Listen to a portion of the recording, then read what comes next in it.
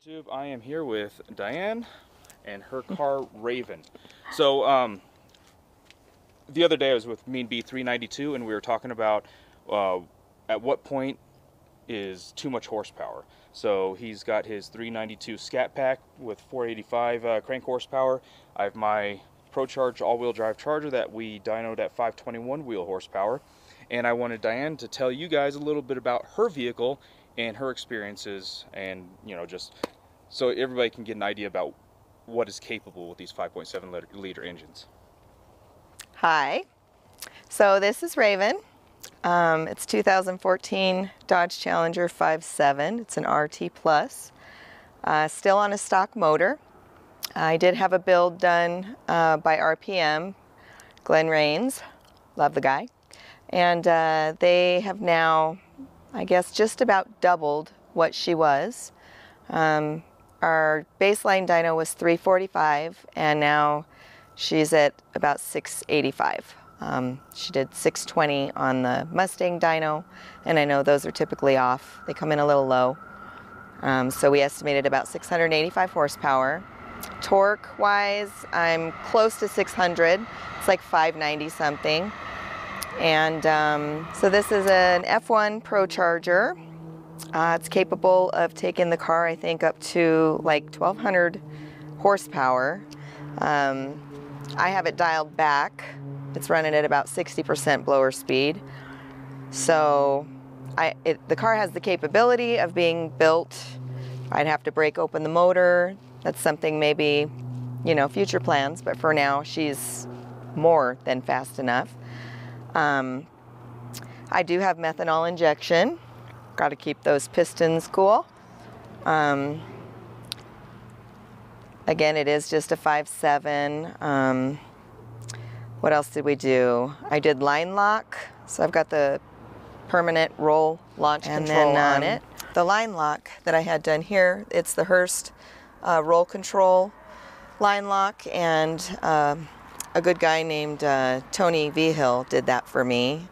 If you're interested, you can ask Dave to forward me your name, and I can go ahead and get you his information.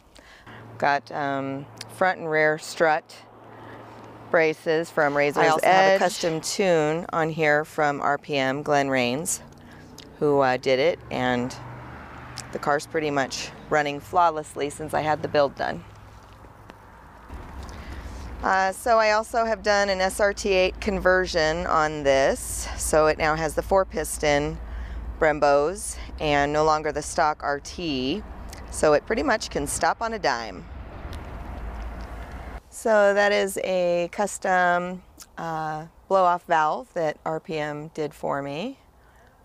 Got a little bit of color to it. Okay, so this is a Mopar stock TA hood. And when I got the car, it was not functional. It was all closed off in here. And after I did my build, I went ahead and opened it up, and it's now functional. The story behind Raven is I'm in a car club here in Colorado, CDCC, and that stands for Colorado Dodge Challenger Club. Amazing club, but I couldn't decide on a name for her or him when I first brought it home, so I put it out to the club and just asked them for some help. And some of the club members had mentioned Raven, and that's kind of what has stuck. So I just went with it, kind of gave her her own identity, and now everybody knows her by Raven around here. I do race at Bandimere, and I guess so far the best quarter mile that I've had has been a 12.4 or 12.24.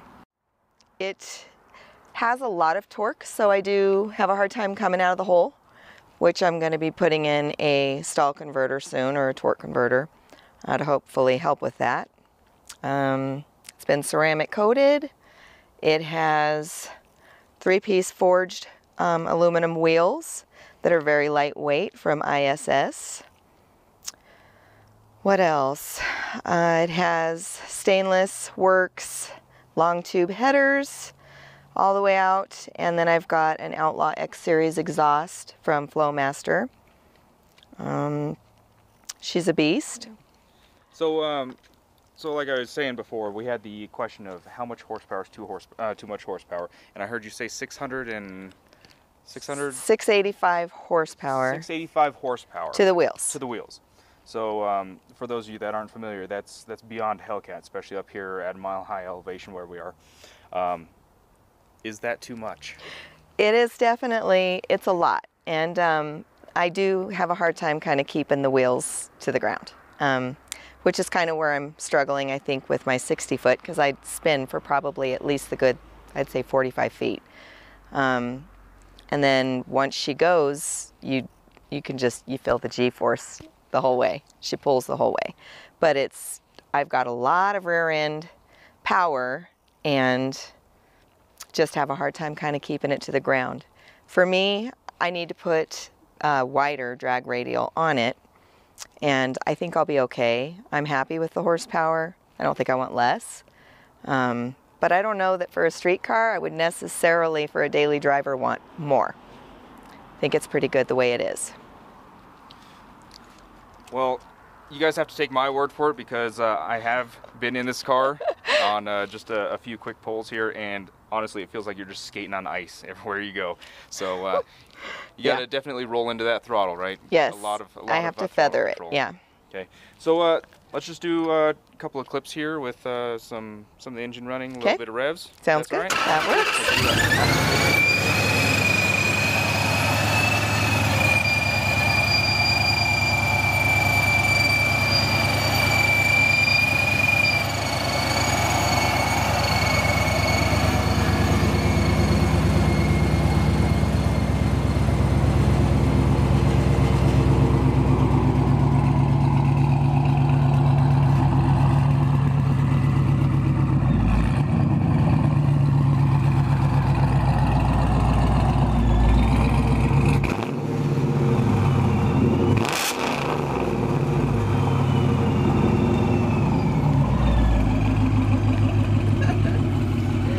Okay, so I didn't have any ear protection on during that rev, and you guys ever hear a noise so loud it tickles the inside of your ears? I mean, this car sounds amazing. Diane, I just want to say thank you for just taking time out of your day, coming out, interviewing with us, and just sharing some of your information. So if you guys have any questions about this car or this build or anything like that, just post them in the comments below. I can forward the questions on to her and just get them answered for you. So again, thanks so much. Thank you, Dave.